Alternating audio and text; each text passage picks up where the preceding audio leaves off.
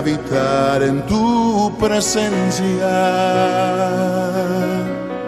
menguar para que crezcas tú y cada día seré más como tú. Quebranta mi corazón, quebranta mi vida, te entrego mi voluntad a ti. Todo lo que soy, Señor, todo cuanto tengo es tuyo. Yo quiero menguar para que crezcas tú.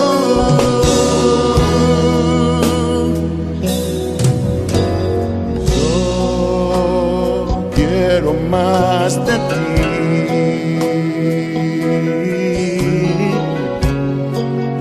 y habitar en tu presencia, menguar para que crezcas tú y cada día seré más como tú.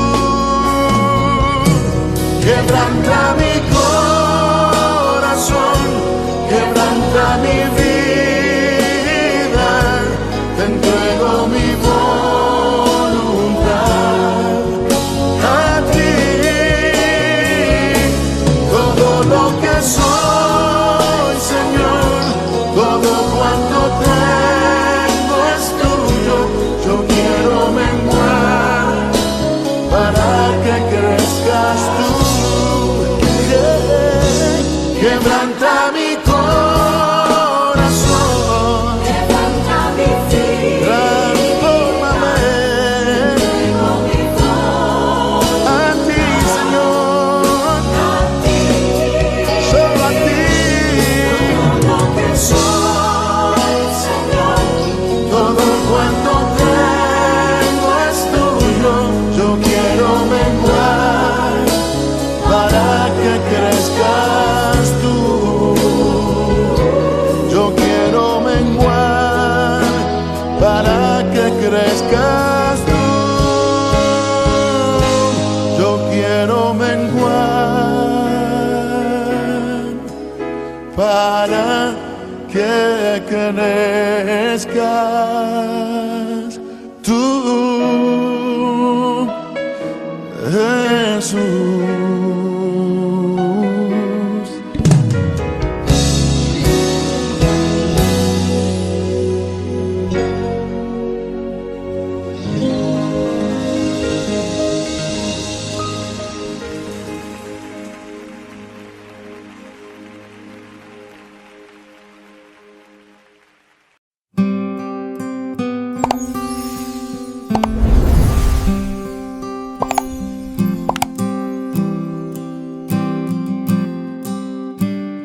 Capítulo 21.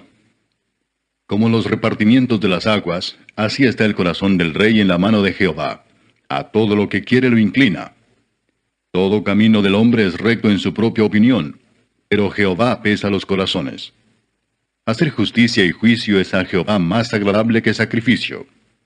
Altivez de ojos y orgullo de corazón y pensamiento de impíos son pecado.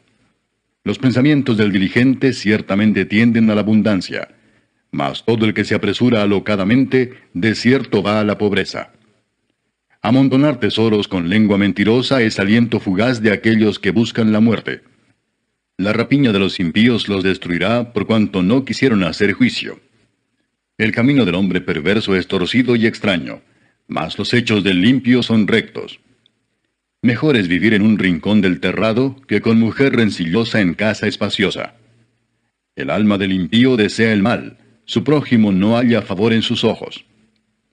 Cuando el escarnecedor es castigado, el simple se hace sabio, y cuando se le amonesta al sabio, aprende ciencia. Considera el justo la casa del impío, cómo los impíos son trastornados por el mal. El que cierra su oído al clamor del pobre, también él clamará y no será oído.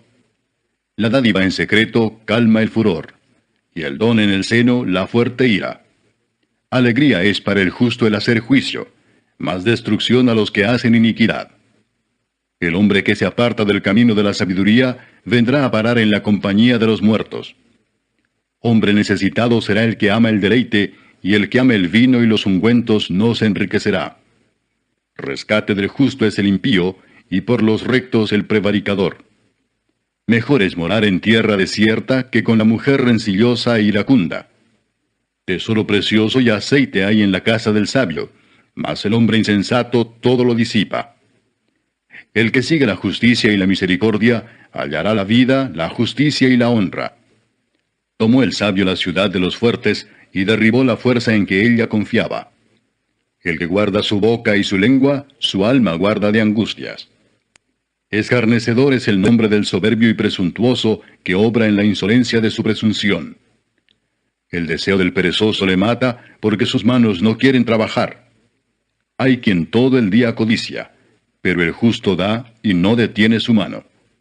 El sacrificio de los impíos es abominación, cuanto más ofreciéndolo con maldad. El testigo mentiroso perecerá, mas el hombre que oye permanecerá en su dicho.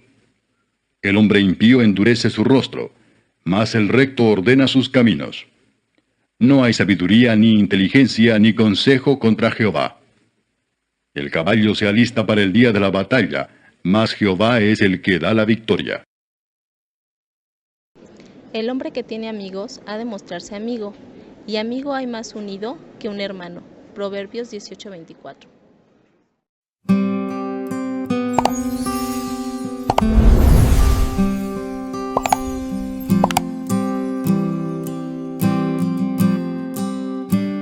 ¿Cuál es el secreto de la bendición financiera? Hay un versículo en la Biblia que dice: mas buscad primeramente el reino de Dios y su justicia, y todas estas cosas van a ser añadidas. Cuando se trata de la bendición financiera, de la bendición material, el cristiano sabe que estas cosas son añadiduras, que su Padre Celestial le va a proveer abundantemente. Como creyentes, usted y yo sabemos que no estamos solos en este mundo. Puede haber aflicción, puede haber escasez, podemos pasar pruebas, pero decía el apóstol Pablo: todo lo puedo en Cristo que me fortalece. Usted y yo no estamos solos, somos hijos del Dios Todopoderoso. Nuestro Padre ya sabe que tenemos necesidad de estas cosas. No nos quiere afanados por lo material, pero también sería un error negar que tenemos necesidades materiales. Más bien, nuestro Padre ya sabe cuáles son nuestras necesidades y Él las suplirá abundantemente. Dice la Biblia: mi Dios pues suplirá todo lo que os falte, conforme a sus riquezas en gloria en Cristo Jesús. Yo no sé qué necesidades materiales estás pasando hoy, pero quiero decirte en el nombre del Señor, Cristo ya sabe cuáles son tus necesidades y Él está listo a suplirlas. Dice la Biblia: Jehová es mi pastor, nada me faltará. Veamos en Proverbios 21 algunos consejos para la bendición financiera. ¿Qué consejos sabios nos da la Biblia para que seamos bendecidos en lo material? Te recomiendo tener ahí en casa Proverbios capítulo 21 abierto. Mire, el primer consejo es: sea diligente. El Señor bendice a los que son diligentes. Dice el versículo 5: los pensamientos del diligente ciertamente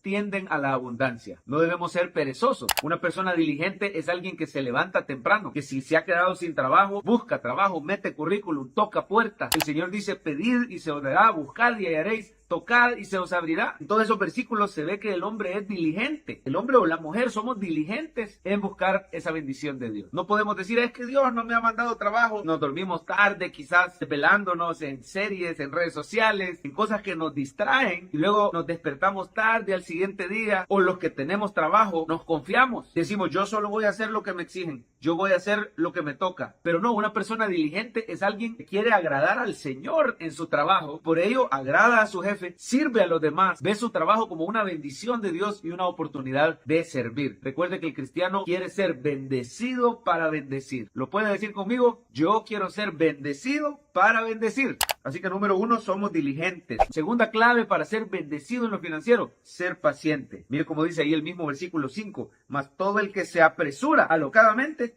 de cierto va a la pobreza. ¿Cuántas personas han sido estafadas por querer apresurarse a enriquecerse y les ofrecen una oportunidad que aparentemente es demasiado buena para ser verdad, e invierten su dinero y al final son estafados, son presa fácil de personas sin escrúpulos, o se terminan metiendo en algo que no convenía? Pero mire, el cristiano tiene que ser paciente, esperar que el Señor le vaya proveyendo. Mire, por eso decía al principio del 5, decía, los pensamientos del diligente ciertamente tienden, es gradualmente, es poco a poco, sin apresurarse, sin hacer locuras. Es una tendencia, es poco a poco. Quiero decirle en el nombre del Señor, cada vez vas a ir mejor en las finanzas si tienes paciencia y confías en el Señor. La clave número 3 para ser bendecidos en las finanzas, la honestidad. El creyente es alguien que hace las cosas bien, actúa con honestidad en los negocios, sin dobleces, sin mentiras, sin engaños. Mira el versículo 6, amontonar tesoros con lengua mentirosa es aliento fugaz de aquellos que buscan la muerte. El ser correcto en los negocios, el pagar sus deudas, el honrar a sus acreedores, el ofrecer un producto de buena calidad, el hacer las cosas bien. Por eso dice el 7, la rapiña de los impíos los destruirá porque no quisieron hacer juicio. Y el 8 dice lo mismo, ¿verdad?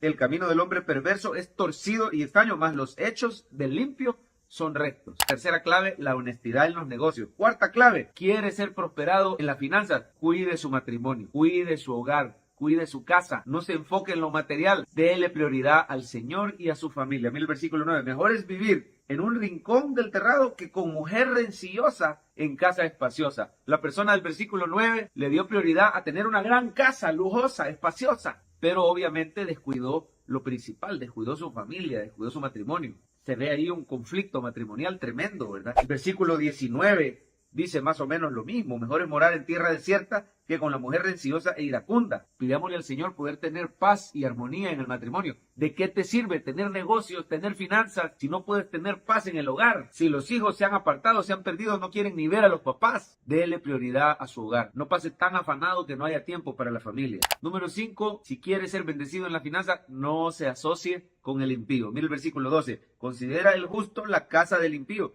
como los impíos son trastornados por el mal. ¿Cuántas veces hemos visto esto? Que el creyente se asocia con alguien no creyente. Y mire, eso también la Biblia le llama yugo desigual. Cuando el impío es trastornado, se lleva de encuentro al creyente. Y el creyente ahí termina aprendiendo la lección de la manera cara. No se asocie con el impío. Si usted está asociado con personas que se jactan de su dureza de corazón, que no quieren nada con el Señor, que se jactan de sus adulterios, personas que aman el dinero, no tienen una relación con Dios. Déjame decirte que estás en yugo desigual, pero un creyente próspero es alguien que se aparta de esas alianzas con impíos y con el mundo. Siguiente consejo, el creyente es dadivoso. Mira el versículo 13, dice, el que cierra su oído al clamor del pobre, también él clamará y no será oído. El 26 dice lo mismo, ¿verdad? Hay quien todo el día codicia, pero el justo da y no detiene su mano. La gente de este mundo no le gusta ser dadivosa. Cuando es dadivosa es solo por la gracia de Dios, o a veces la gente del mundo tiene intereses personales. Quiere quitarse impuestos, quiere la gloria para su propio nombre, pero no lo hace para gloria de Dios. Mas el creyente tiene un corazón amoroso como el de Dios. Mire, Dios es el dador más grande. Él es el dador alegre. Él dio a su Hijo Jesucristo. Cristo dio su propia vida. Así usted y yo como creyentes, dispuestos a dar de nuestras finanzas para ayudar al más necesitado. ¿Qué personas necesitadas en las finanzas ha puesto Dios en tu vida y tú les puedes ayudar? No detengas tu mano porque estás deteniendo la bendición. No detengas tu mano de apoyar en tu iglesia, de apoyar la predicación del evangelio, de ser un ofrendador y diezmador cabal, porque Dios ama al dador alegre. Siguiente clave, el creyente le pide sabiduría al Señor en su finanza. Mira el 16, el hombre que se aparta del camino de la sabiduría vendrá a parar en compañía de los muertos. ¿De qué sirve bastante provisión si no hay sabiduría para administrar? Pero el creyente tiene la mente de Cristo, tiene la sabiduría para poder administrar, como lo hizo José en aquellos años de vacas gordas. Fue un buen administrador. Y luego cuando vinieron las vacas flacas, el Señor lo prosperó grandemente con algunos principios como los que vemos en el versículo 20. Mire qué sabiduría, el ahorro, ¿verdad? Versículo 20 dice, tesoro precioso y aceite hay en la casa del sabio, mas el hombre insensato todo lo disipa. Cuando alguien es gastón, cuando alguien es derrochador, solo pasa pensando que quiere comprar el último teléfono, el último vehículo, y no es ahorrador, no es planificador. Mire cómo se ve el gastón en el 17. Hombre necesitado será el que ama el deleite, y el que ama el vino y los ungüentos no se enriquecerá. Usted y yo tenemos que pedirle esa sabiduría al Señor para ser buenos administradores, ahorradores. Claro, el Señor nos da las cosas en abundancia para que las disfrutemos. Yo no le digo que no gaste, no invierta en su familia, que no se dé sus gustitos y para eso trabaja. Pero el creyente tiene una buena administración, tiene un presupuesto, está ordenado, le ha dado prioridad al Señor, a la gente necesitada, a su familia. Y luego si queda, podemos darnos eso justicia. Lo más importante para ser bendecidos en lo material es tener a Cristo Jesús en el corazón. Sin Cristo nada de esto es posible. Mire por favor el versículo 21 y con esto terminamos. Dice, el que sigue la justicia y la misericordia, o sea, el que sigue a Cristo. Cristo es el que nos justifica. Cristo es la gracia de Dios en persona. El que sigue a Cristo hallará la vida, la justicia y la honra. Él ha venido para que tengamos vida y la tengamos en abundancia, pero dependa del Señor para su finanza. Por eso dice el 31, el caballo se alista para el día de la batalla, mas Jehová es el que da la victoria. Solo en Jesús hay verdadera bendición, bendición que no añade tristeza. Cristo Jesús es el que nos salva y el que nos provee, es el que prospera tu finanza, tu negocio. Este día oro para que todo lo material te sea añadido por el Señor, que seas prosperado en tu trabajo, en tus finanzas, en tu negocio, en tu emprendimiento. El Señor te regale salud, así como prospera tu alma.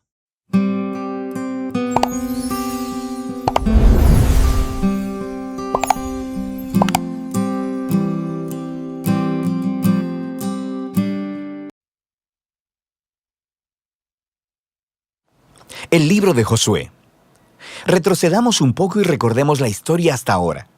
Dios eligió a Abraham y su familia se convirtió en el pueblo de Israel, que luego es esclavizado en Egipto. Así que a través de Moisés, Dios rescató a Israel de Egipto. Él hizo un pacto con ellos en el monte Sinaí y los llevó a través del desierto. Así que después de esto, Israel hizo campamento afuera de la tierra prometida, y Moisés les llamó a obedecer los mandamientos de Dios para que pudieran mostrarle a todas las otras naciones cómo es ese Dios. El libro de Josué continúa justo después de que Moisés ha muerto, e Israel está listo para entrar a la tierra. La historia de Josué está diseñada con 4 movimientos principales. Primero, Josué guía a Israel a la tierra prometida. En segundo lugar, una vez que están ahí, se enfrentan con toda la hostilidad de los cananeos y entran en batalla con ellos. En tercer lugar, después de sus victorias, Josué divide la tierra prometida como herencia para las 12 tribus. Y en último lugar, el libro concluye con unos discursos finales que Josué da al pueblo.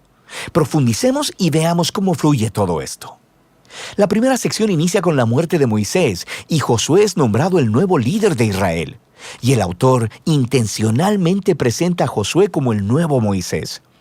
Así que al igual que Moisés, Josué llama al pueblo a obedecer la Torá, esto es los mandamientos del pacto que les fueron entregados en el monte Sinaí.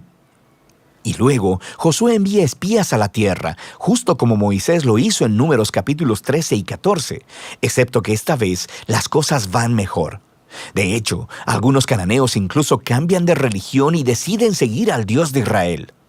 Luego, Josué lidera a todo Israel a través del río Jordán hacia la tierra prometida.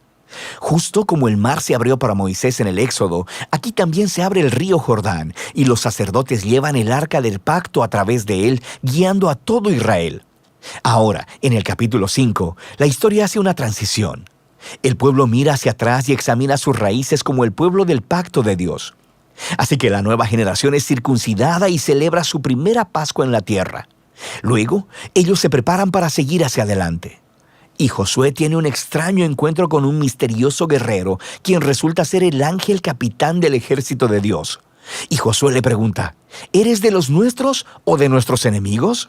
Y el guerrero le responde, de ninguno de los dos.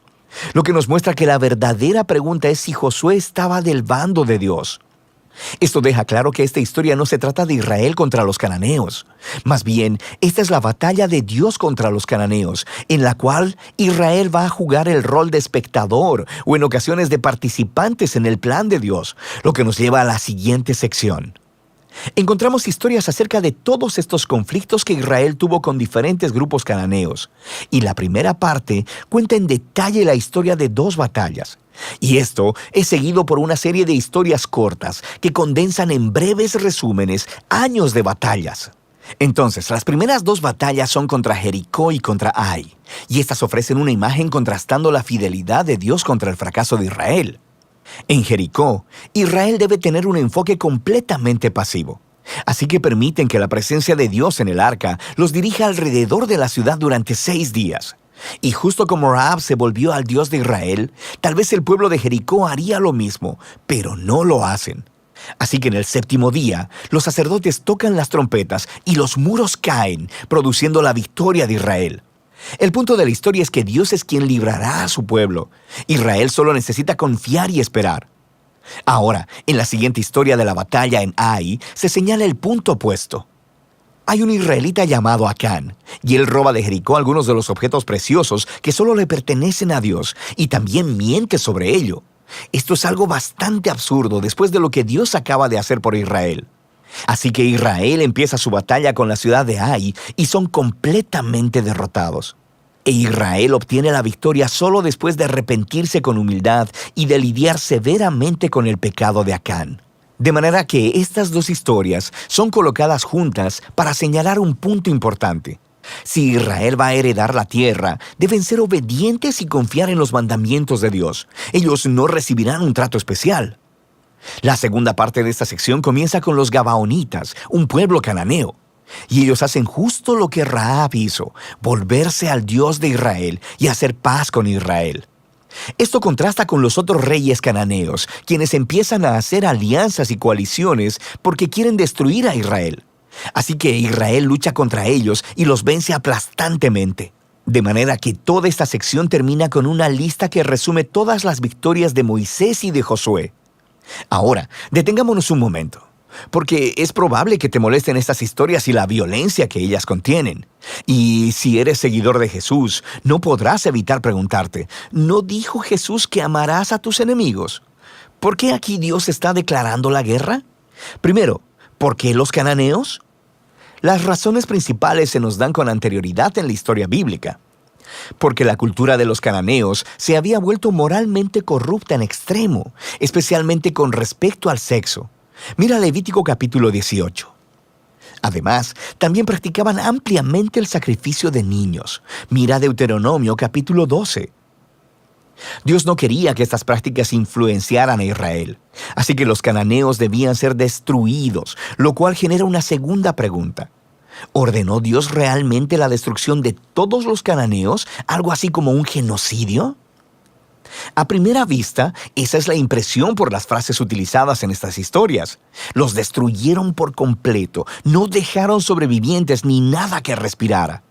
Pero si das un segundo vistazo más de cerca, te darás cuenta de que estas frases son claramente una hipérbole y no literales.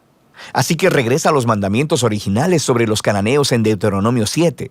Primero se le dice a Israel que expulsen a los cananeos y luego que los destruyan totalmente. Y estas instrucciones están seguidas de mandamientos sobre no casarse ni hacer negocios con ellos. No puedes casarte con alguien que has destruido, así que ya entiendes el punto.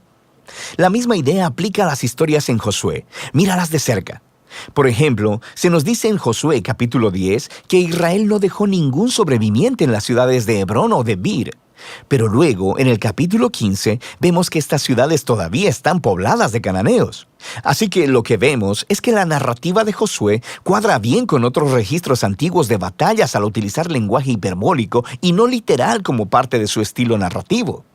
De manera que la palabra genocidio no encaja con lo que vemos aquí, especialmente a la luz de las historias de los cananeos que sí aceptaron al Dios de Israel, como Rahab o los Gabaonitas. Dios estaba abierto a aquellos que se volvieran a Él. Una última cosa que debemos considerar es que estas historias marcan un momento único en la historia de Israel. Estas batallas estaban limitadas a un puñado de pueblos viviendo en la tierra de Canaán. Con todas las demás naciones, Israel estaba llamado por Dios a buscar la paz. Mira Deuteronomio capítulo 20. Así que el propósito de estas historias de batalla nunca es decirle al lector que vaya a ejercer violencia en el nombre de Dios. Más bien, estas historias muestran a Dios llevando su justicia sobre la maldad humana en un momento especial de la historia y de cómo Él libró a Israel de ser aniquilado por los cananeos. Ahora, regresemos al diseño del libro. Después de años de batallas, vemos a un envejecido Josué y quien empieza a dividir la tierra entre las 12 tribus de Israel. Y la mayor parte de esta sección es una lista de fronteras. Y seamos honestos, es un poco aburrida. Es como leer un mapa que no tiene imágenes. Pero para los israelitas, estas listas eran muy importantes. Este era el cumplimiento de las antiguas promesas de Dios a Abraham, de que sus descendientes heredarían la tierra prometida. Así que ahora todo estaba sucediendo hasta el mínimo detalle, lo que nos lleva a la sección final. Josué da 2 discursos al pueblo. Son muy similares a los discursos finales de Moisés en Deuteronomio. Josué les recuerda sobre la generosidad de Dios, cómo Él los trajo a la tierra prometida y los rescató de los cananeos.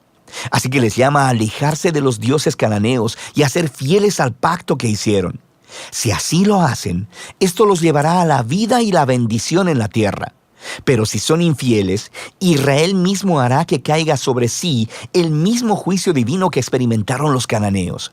Serán expulsados de la tierra hacia el exilio. Así que Josué deja a Israel con una decisión pendiente. ¿Qué hará Israel? Esta es la gran pregunta que surge mientras la historia termina. Y este es el libro de Josué.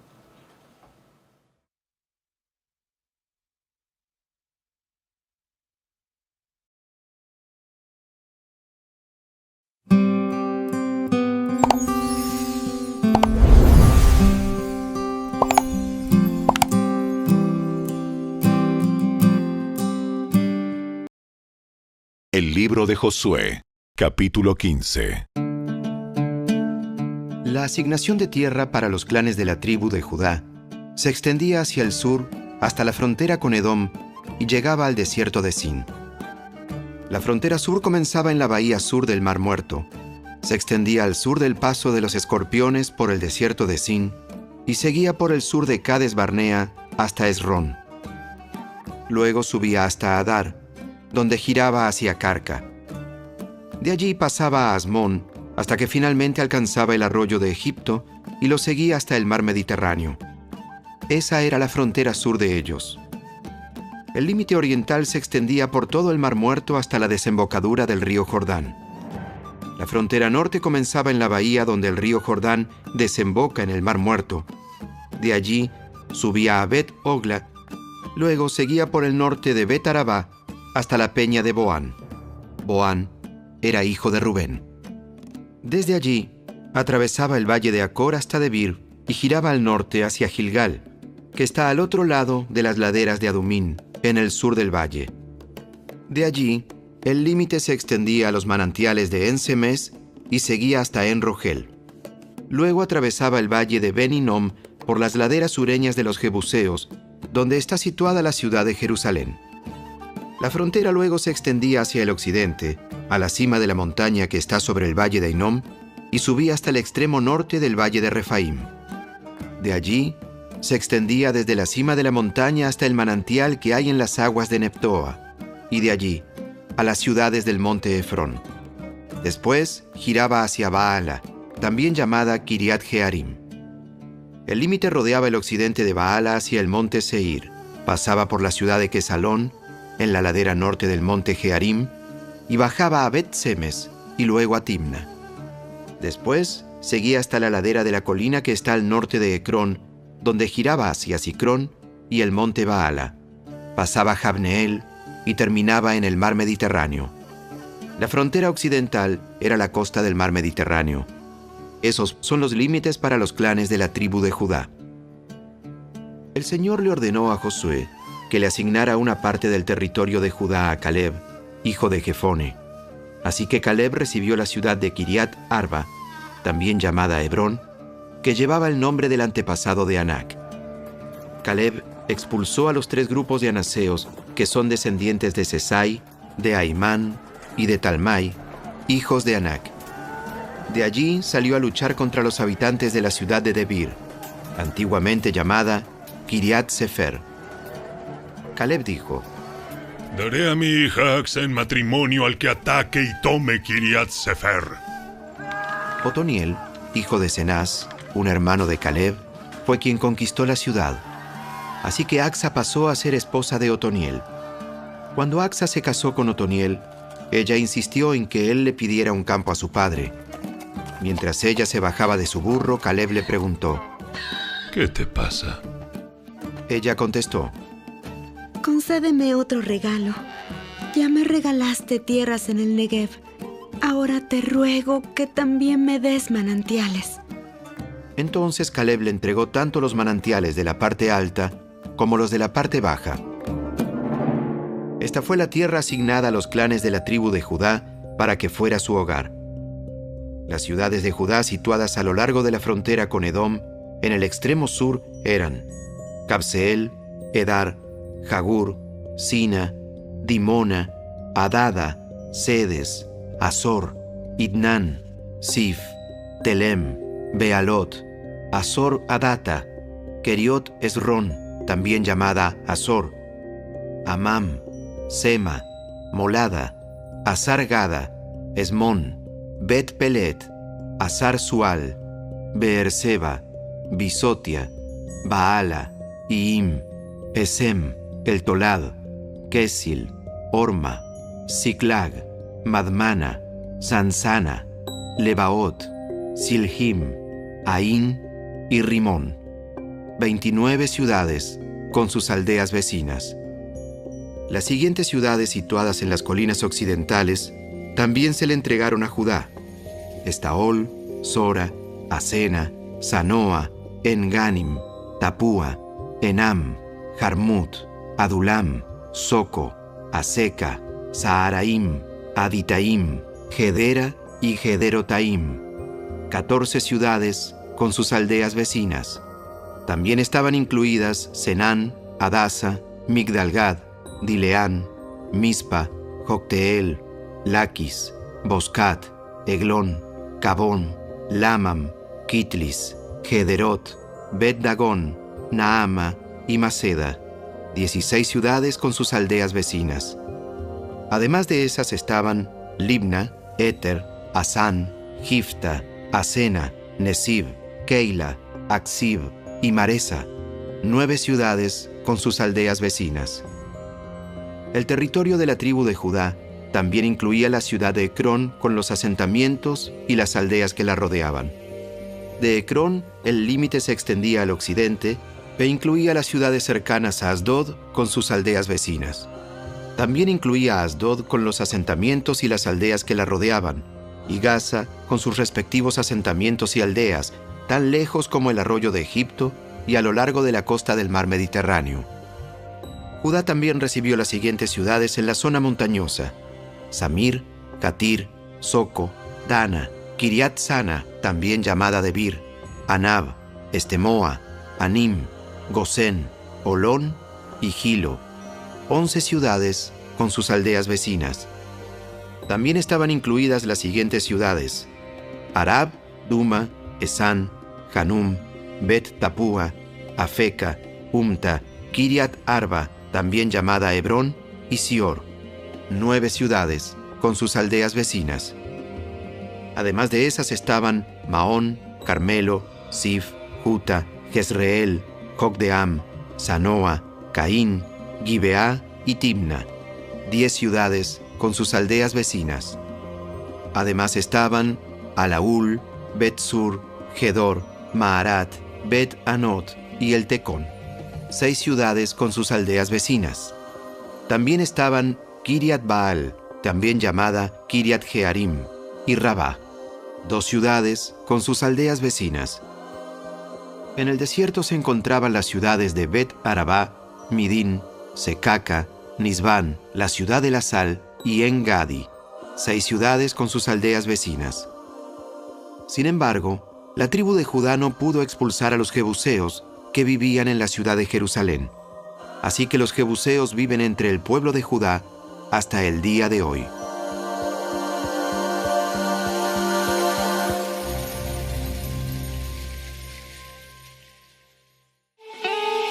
Si te gustó este video, dale me gusta, suscríbete a nuestro canal y asegúrate de activar la campanita de notificaciones para que siempre estés al día con nuestros nuevos recursos. Recuerda seguirnos también en nuestras redes sociales. Descarga ahora mismo la app y escucha la audio Biblia dramatizada en tu celular. Busca lectura pública de la Biblia en la tienda de tu dispositivo o vea la descripción de este video donde también encontrarás los links de descarga. Para ver el siguiente video, toca el recuadro que aparece en tu pantalla. ¡Hasta pronto!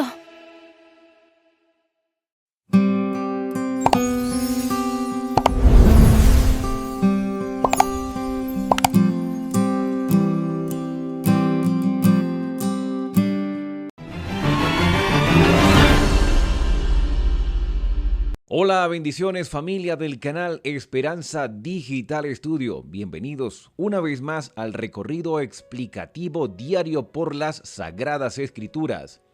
Yo soy Alexander Suárez y en esta oportunidad hemos llegado al capítulo 15 del libro histórico de Josué.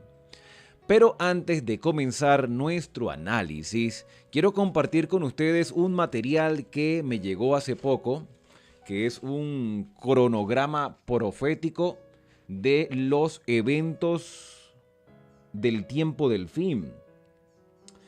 Dice acá el título, tenemos una integración profética para comprender el final del gran plan de salvación por medio de la visión del santuario, el mensaje de los 3 ángeles y la parábola de las 3 vírgenes en la Biblia. Este cronograma profético, que bueno, de repente ustedes no puedan ver en todo detalle, tiene los tramos históricos en el cumplimiento profético de los eventos del fin. También en la parte de atrás aparece el título Guía práctica para estudiar el inicio del cumplimiento profético histórico de la visión de los 3 ángeles de Apocalipsis 14 y la visión de Apocalipsis capítulo 10. Este material lo preparó un pastor aquí en Colombia, el pastor Oscar Muñoz. Él hizo el favor de facilitármelo.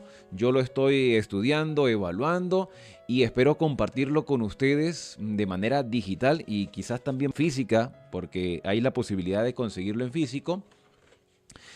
Y de esta manera pues crecer en el conocimiento profético, y cuando lleguemos al libro profético de Daniel, Apocalipsis, Ezequiel, Isaías, entonces podremos ver un poco más los detalles de este material profético. Y hablando también de profecía, el día de ayer llegó a mi mano este material ilustrado sobre las profecías de Daniel y Apocalipsis en el conflicto de los siglos, la batalla del Armagedón.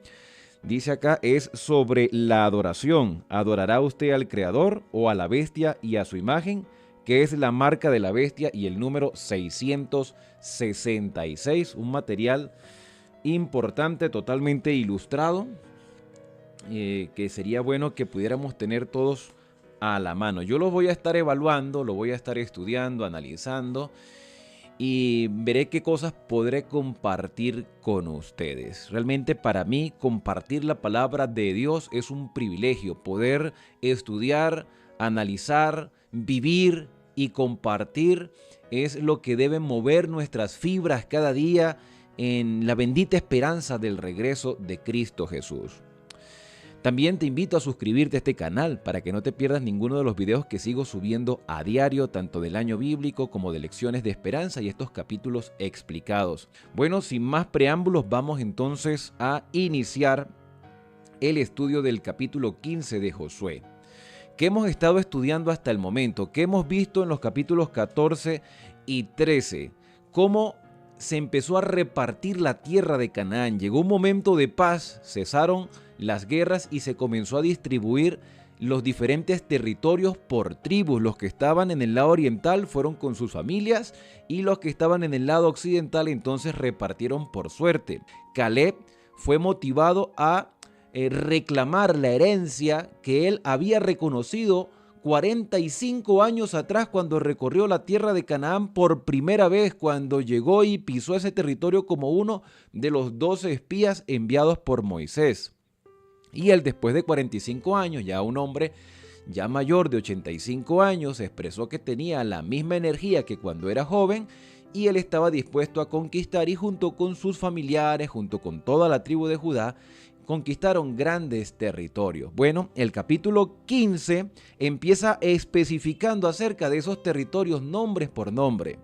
Este capítulo es uno de esos particulares que a veces nos cuesta un poco sacar lecciones porque tienen muchos nombres. Genealogías, ya del tema de la genealogía incluso hablamos en el libro de Génesis, y cuando lleguemos a Crónicas nos tocará que repasar nuevamente las genealogías. Para un israelita, para un hebreo, para un semita, la genealogía era muy importante porque ellos tenían en mente que el Mesías vendría pronto y vendría del linaje de Abraham, de alguna de las 12 tribus. Los judíos no sabían que iba a salir de la tribu de Judá. Dios lo reveló después, que el Mesías vendría de la tribu de Judá. Por eso la tribu de Judá se menciona de primero en la conquista de los territorios. Entonces el capítulo comienza de la siguiente manera. La suerte de la tribu de Judá, según el número de sus familias, llegaba hasta la frontera de Edom. En el mapa ampliado, este mapa ampliado que tenemos en la pantalla, vemos todo el territorio de Judá y dice que el límite, el extremo de la frontera llegaba hasta Edom. Edom está en la parte sur, incluyendo el desierto de Sin. Su límite sur fue desde el extremo del Mar Salado. Ahí vemos el Mar Salado, también conocido como el Mar Muerto, desde la bahía que mira hacia el sur. Luego salía hacia el sur de la subida de Acrabim, pasando hasta Sin, subía por el sur hasta Cades Bermea, pasaba a Hebrón. Alguien me escribía en el video anterior, no pone su nombre, quién escribió, pero preguntaba si Hebrón venía de hebreo. Es posible que Hebrón venga de hebreo, pero el nombre hebreo ya es mucho más antiguo que la ciudad de Hebrón. De hecho, hebreo viene de Eber, que es uno de los descendientes de Adán, que no se menciona mucho, que no se habla mucho de él, porque solo se menciona su nombre, los años que vivió y el nombre de uno de sus hijos para que continuara el linaje que llegó hasta Enoc y después hasta Noé. Entonces se menciona la genealogía de Adán y dentro de la genealogía de Adán está Eber, y de Eber nacen los hebreos y de Sem vienen los semitas. Ya ahí vamos descubriendo un poco la importancia de las genealogías y los nombres, porque este capítulo 15 de Josué tiene muchos nombres, pero de ciudades, de localizaciones, de territorios. Dice el versículo 4 que de allí el territorio de Judá pasaba hasta Asmón, salía al arroyo de Egipto y terminaba en el mar. El mar, este era el límite sur, está hablando de el Mar Muerto, el Mar Salado. También se habla acerca de el límite oriental en el versículo 5, en el versículo 8 se habla del valle del hijo de Himón al sur de Jebús, que es Jerusalén. Jerusalén viene de Jebús, de los jebuseos.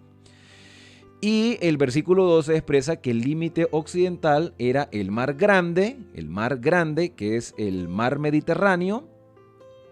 Y este era el límite de Judá por sus familias, con excepción de que todavía en el territorio donde estaba el mar grande, el mar Mediterráneo, estaban los filisteos. Por eso hubo guerra entre Judá y Filistea constantemente. Cuando el rey David, antes de ser rey, se enfrentó a los filisteos, era por la conquista de esos territorios, por la lucha que había por esos territorios. Versículo 13. Caleb, hijo de Jefoné, recibió su parte en Judá conforme a la orden del Señor a Josué. Esto es Kiriat Arba, padre de Anac, que es Hebrón. Y Caleb echó de allí a los 3 hijos de Anac. Estos 3 hijos de Anac se llamaban Sesai, Ahimán y Talmai, hijos de Anac. De allí subió a los que habitaban en Debir, que antes se llamaba Kiriat Sefet. Y dijo Caleb: al que ataque a Kiriat Sefer y la tome, le daré a mi hija Axa por esposa. Bueno, no se menciona la cantidad de hijas que tenía Caleb en este momento, solo se menciona a Axa. Y no sabemos si era la menor o la mayor, pero Caleb hace un ofrecimiento a algún valiente, alguien que fuera como él, valiente, tenaz, esforzado, perseverante, aguerrido, confiado en Dios, y le iba a dar a su hija por esposa. Uno puede decir, bueno, ¿y le pidió permiso a la hija para hacer eso? Antiguamente se respetaba mucho las decisiones de los padres y los padres querían siempre la mejor pareja para sus hijos. Así que si quería Caleb casar a su hija, deseaba él que el esposo de su hija, su yerno, fuera un hombre que tuviese el mismo espíritu de él, de Caleb, que fuera parecido a Caleb en energía, en fuerza, en valentía, en perseverancia, en confianza en Dios. Y dice el versículo 17 que la tomó Otoniel, hijo de Cenaz. Este hombre aceptó el desafío, aceptó el reto, demostró realmente lo que había en su corazón y dice que era hijo de Cenaz y Cenaz era hermano de Caleb. Por lo tanto, Caleb y Otoniel eran familiares. Caleb era el tío y Otoniel era el sobrino, por lo tanto, Acsa era la prima de Otoniel, así que ya había afinidad. Recordemos que ellos se casaban entre familiares o entre miembros de su misma tribu para mantener la genealogía, para mantener pura la descendencia, no tanto en lo consanguíneo, sino más en lo espiritual. Por eso Abraham toma esposa de su propio territorio, de su propia familia. Jacob toma esposa de su propio territorio, de su propia familia, igualmente que Isaac. La excepción fue José porque las condiciones no lo permitían. Había sido llevado a Egipto de manera obligatoria. Entonces, dice el versículo 18 que Otoniel entonces conquistó esta tierra y cuando ella se iba con Otoniel, Acsa, cuando se iba con Otoniel, él la persuadió para que pidiese un campo a su padre, me imagino que como herencia. Entonces ella se apeó del asno de Caleb y él le preguntó qué pasaba y ella respondió: concédeme un don, un regalo, dame un regalo. Ya que me has dado tierra árida, dame también manantiales. Entonces él le dio las fuentes de arriba y las de abajo. Esta historia de Otoniel, de Acsa y de Caleb la vamos a ampliar un poco más en el libro de los jueces. Se va a repetir esta historia, se va a recapitular para que podamos entender el contexto que estaba viviendo el pueblo de Israel, específicamente la tribu de Judá. Porque después de hacer mención a partir del versículo 20 de cada una de las ciudades, una por una y clasificándolas, en el versículo 32 se menciona 29 ciudades con sus aldeas. En el versículo 36 se menciona otras 14. En el versículo 41 se hace mención a 16 ciudades más y en el versículo 44 9 ciudades más con sus nombres. Ya en el versículo 51 se hace mención a 11 ciudades en los diferentes puntos cardinales que ustedes pueden ver en el mapa. En el mapa aparecen las principales: Jarmul, Laquis, Hebrón, Debir, Arad, la parte final hacia el desierto de Sim. Y así sucesivamente se siguen mencionando diferentes ciudades. Llegamos entonces hasta el versículo 62. Aunque en el versículo 57 se menciona a una de las ciudades como con el nombre de Caim. En el versículo 62 se menciona la ciudad de la sal y En Gadi, que son 6 ciudades con sus aldeas. Pero los de Judá, dice el versículo 63, no pudieron desarraigar a los jebuseos. No los pudieron desarraigar, no los pudieron eliminar en su totalidad. ¿Por qué? No había fuerza en los judíos, no había fuerza en las tribus de Judá para eliminarlos. Claro que sí. Si Caleb era el cabecilla, si Caleb era el líder con 85 años y Otoniel tenía su mismo espíritu, había otras personas que tenían el mismo espíritu de ellos para seguir conquistando. Pero podemos deducir que se conformaron. Por eso les mencionaba el libro de los jueces, porque en jueces se va a mostrar que ellos en realidad no quisieron exterminar en su totalidad a los habitantes de la tierra, sino que los hicieron tributarios, los hicieron sus trabajadores. Y esto fue un error porque estas personas no querían cambiar, fueron obligados a vivir como servidores del pueblo de Israel, en este caso la tribu de Israel, porque las otras tribus parece que siguieron el mismo ejemplo y esto trajo terribles consecuencias que vamos a estudiar más adelante en el libro de Jueces. Si no te quieres perder el análisis del libro de Jueces, que empezaremos apenas se acabe el libro de Josué, suscríbete a este canal, suscríbete y activa las notificaciones para que no te pierdas los detalles de los próximos capítulos que seguiremos estudiando. En conclusión, Judá no pudo sacar a los jebuseos de su territorio, sino que estos jebuseos vivieron en los territorios de Judá hasta el día de hoy, cuando se escribió este libro de Josué. Y, por supuesto, en el contexto de los jueces, Rut, Samuel y Reyes, veremos las consecuencias de esta mala decisión, el conformismo. Dios quería que ellos siguieran conquistando, que las personas que habían rechazado la luz fueran erradicadas, eliminadas, que se realizara una obra de juicio. Y nosotros podemos decir, pero es que Israel mostró misericordia. Sí, podía mostrar misericordia, pero no podía consentir en el pecado. Y ese fue el problema real, que los jebuseos, al igual que otros pueblerinos de estos territorios de Canaán, ellos no querían cambiar su vida como lo manifestaron los gabaonitas. Y si ellos no querían cambiar, no se les podía obligar a cambiar, porque entonces iban a albergar un rencor en su corazón más del que ya tenían. Porque el hecho de que se le despoje de sus tierras crea un rencor que pasa de diferentes generaciones. Se crean los famosos rencores históricos que han traído tanta desgracia a diferentes poblaciones en el mundo. Que esto le pertenecía a mis abuelos, que esto le pertenecía a mis antepasados y yo ahora voy a recuperar lo que a ellos les pertenecía. Cuando Cristo venga, entonces Él dará su justo pago a cada uno. Y el que no esté preparado para habitar en el reino de los cielos tendrá que morir. Esa es la realidad. Dios quisiera salvarlos a todos, pero la teoría del universalismo no tiene fundamento en la Escritura. Esta teoría universalista expresa que no importa lo que tú hagas, no importa lo que tú creas, el amor de Dios es tan grande que va a salvar a todas las personas y todos estaremos en el cielo en un reino maravilloso de paz. Entonces no hay libre albedrío, porque Dios nos lleva al reino de los cielos en contra de nuestra voluntad. Y si queremos salvarnos pero no queremos cambiar, el cielo será para nosotros un lugar de tormento.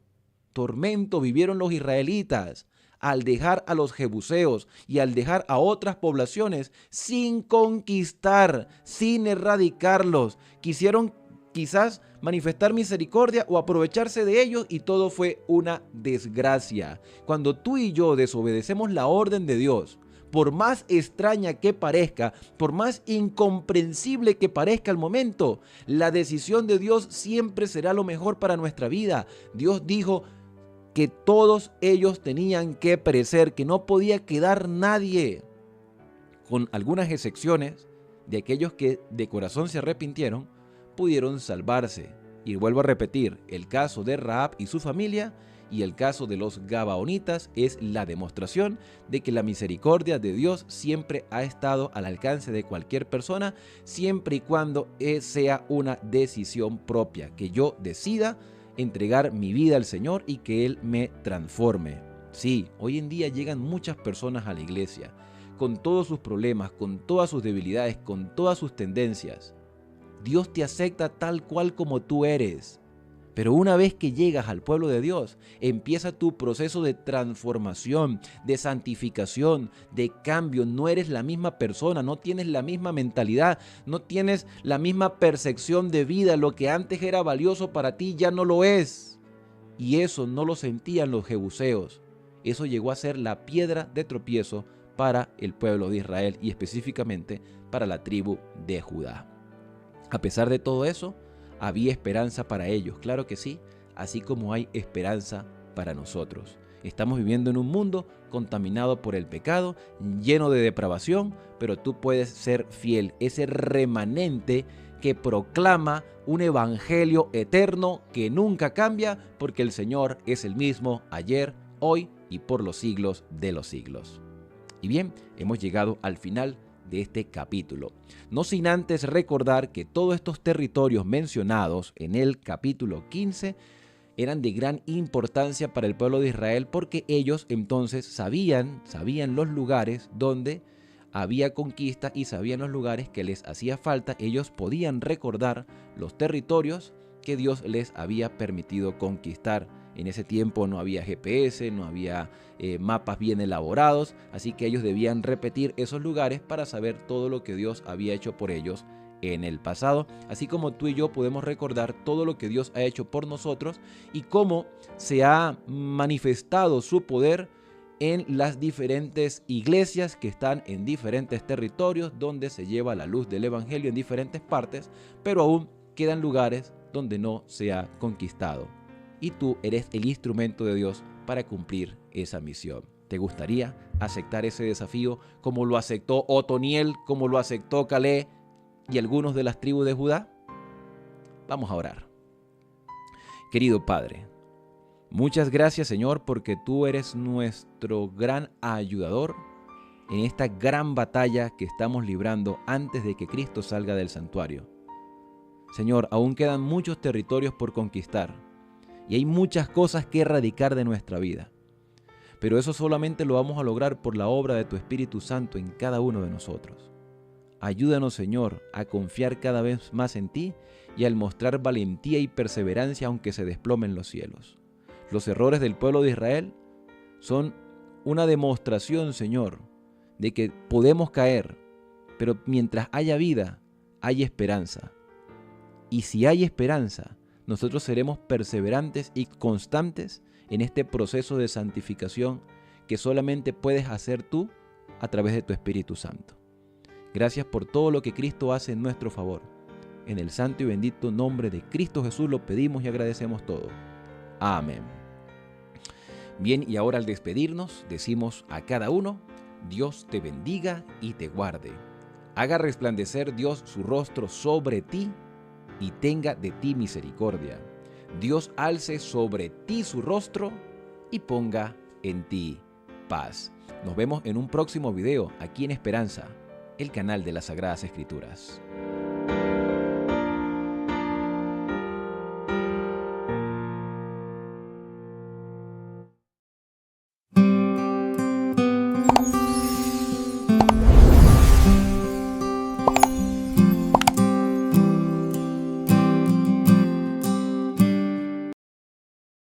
Capítulo 15.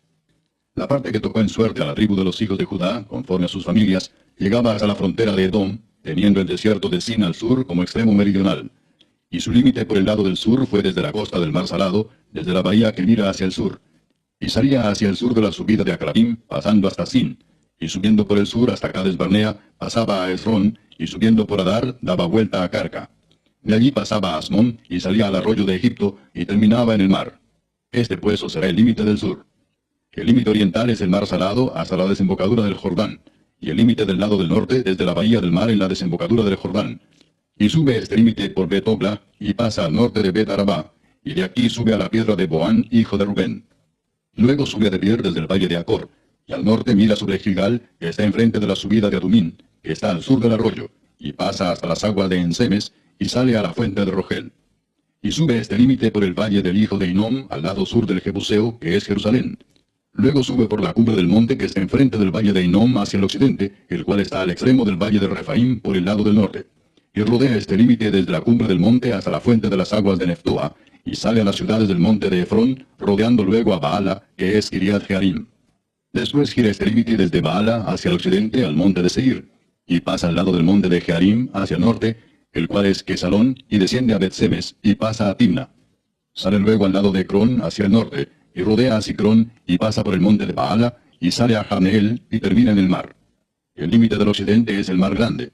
Este fue el límite de los hijos de Judá por todo el contorno, conforme a sus familias. Mas a Caleb, hijo de Jefone, dio su parte entre los hijos de Judá, conforme al mandamiento de Jehová a Josué, la ciudad de Kiriat Arba, padre de Anac, que es Herón. Y Caleb echó de allí a los 3 hijos de Anac, a Sesai, Aimán y Talmai, hijos de Anac. De aquí subió contra los que moraban en Debir, y el nombre de Debir era antes Kiriat Sefer. Y dijo Caleb: al que atacare a Kiriat Sefer y la tomare, yo le daré mi hija Axa por mujer. Y la tomó Otoniel, hijo de Cenaz, hermano de Caleb, y él le dio su hija Axa por mujer. Y aconteció que cuando la llevaba, él la persuadió que pidiese a su padre tierras para labrar. Ella entonces se bajó del asno, y Caleb le dijo, ¿qué tienes? Y ella respondió, concédeme un don, puesto que me has dado tierra del Negev, dame también fuentes de aguas. Y él entonces le dio las fuentes de arriba y las de abajo. Esta pues es la heredad de la tribu de los hijos de Judá por sus familias. Y fueron las ciudades de la tribu de los hijos de Judá en el extremo sur, hacia la frontera de Edom, Cabseel, Edar, Jagur, Sina, Dimona, Adada, Sedes, Azor, Itnan, Sif, Telem, Bealot, Azor Adata, Keriot, Esrón, que es Azor, Amam, Sema, Molada, Azar Gada, Esmón, Bet-Pelet, Azar Sual, Beerseba, Bisotia, Baala, Im, Esem, El Tolad, Esil, Orma, Siklag, Madmana, Sansana, Lebaot, Silim, Ain y Rimón, por todas 29 ciudades con sus aldeas. En las llanuras, Estaol, Sora, Asena, Sanoa, Enganim, Tapúa, Enam, Jarmut, Adulam, Soco, Aseca, Saharaim, Aditaim, Gedera y Gederotaim, 14 ciudades con sus aldeas. Senán, Adasa, Migdalgad, Deleán, Mispa, Jocteel, Laquis, Boscat, Eglón, Gabón, Lamam, Kitlis, Gederot, Bet-Dagón, Naama y Maceda, 16 ciudades con sus aldeas. Libna, Eter, Asán, Gifta, Asena, Nesib, Keila, Axib y Maresa, 9 ciudades con sus aldeas. Ecrón con sus villas y sus aldeas. Desde Ecrón hasta el mar, todas las que están cerca de Asdod con sus aldeas. Asdod con sus villas y sus aldeas. Gaza con sus villas y sus aldeas hasta el río de Egipto y el mar grande con sus costas. Y en las montañas, Samir, Jatir, Soco, Dana, Kiriat Sana, que es Debir, Anab, Estemoa, Anim, Gosén, Olón y Gilo, 11 ciudades con sus aldeas. Arab, Duma, Esán, Hanum, Bet-Tapúa, Afeca, Umta, Kiriat Arba, la cual es Hebrón, y Sior, 9 ciudades con sus aldeas. Maón, Carmel, Sif, Juta, Jezreel, Jokdeam, Sanoa, Caín, Gabaa y Timna, 10 ciudades con sus aldeas. Alul, Betzur, Gedor, Maarat, Betanot y El Tecón, 6 ciudades con sus aldeas. Kiriat Baal, que es Kiriat Jearim, y Rabá, 2 ciudades con sus aldeas. En el desierto, Betarabá, Mitín, Secaca, Nipsán, la ciudad de la sal y Engadi, 6 ciudades con sus aldeas. Mas a los jebuseos que habitaban en Jerusalén, los hijos de Judá no pudieron arrojarlos, y ha quedado el jebuseo en Jerusalén con los hijos de Judá hasta hoy.